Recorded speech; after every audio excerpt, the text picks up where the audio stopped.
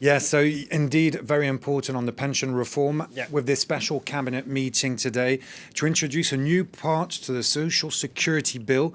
And now it means that the suspension of the pension reform, so important for the opposition, is enacted because the French left-wing opposition and the far right feared that if it was introduced in Parliament with an amendment, it could be voted against, and therefore the pension reform would not be suspended. What is the pension reform? Flagship of President Macron, a flagship reform. It brings retirement age from 63 to 64 years old for people born after 1968. Bear in mind that what's important also is the number of trimesters you've spent in the workplace. And with the reform, it would have been moved from 170 trimesters to 172 for people born after 1965. That's 43 years altogether.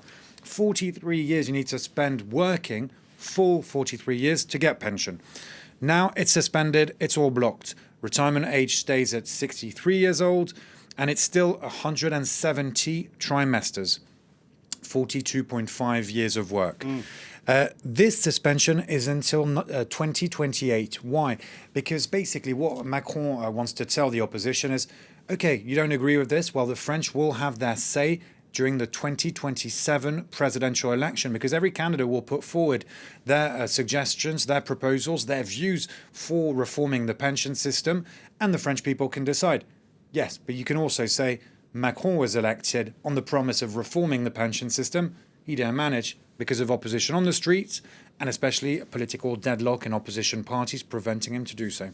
But you mentioned that this reform was one of his signature policies and he was voted in because of it. So now that it's placed on ice, and if tomorrow somebody else gets voted in and this gets scrapped, where does it leave his legacy? Well, it's pretty disappointing for Emmanuel Macron. It's a flagship reform of his. His argument, and the argument of the centre and the right wing, is that France can no longer pay billions of euros every year, to reimburse the interests on loans contracted to pay back the debts, notably to finance debt, to finance the pension reform, the pension system. By suspending the reform, the cost, and this is what's happening now, they're suspending the reform, the cost is estimated at 100 million euros for 2026, but 1.4 billion euros in 2027.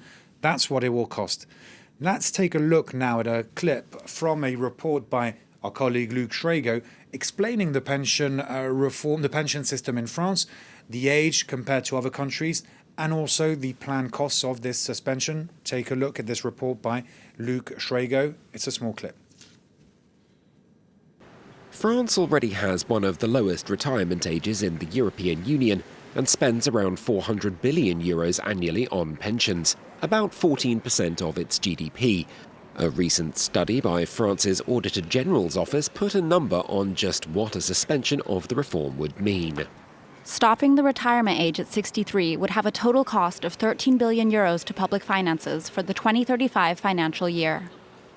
Specifically 5.8 billion euros in extra pension costs and 7.2 billion euros in lost revenue from taxpayers exiting the workforce.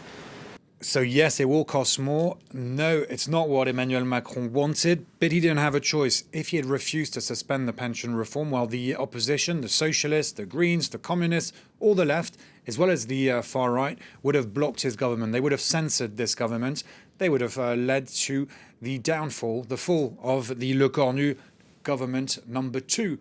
Prime Minister Sébastien Lecornu fighting for survival, and the paralysis with no budget, if his budget didn't go through, if he had been censored by the other parties, well, that paralysis would have cost billions to France.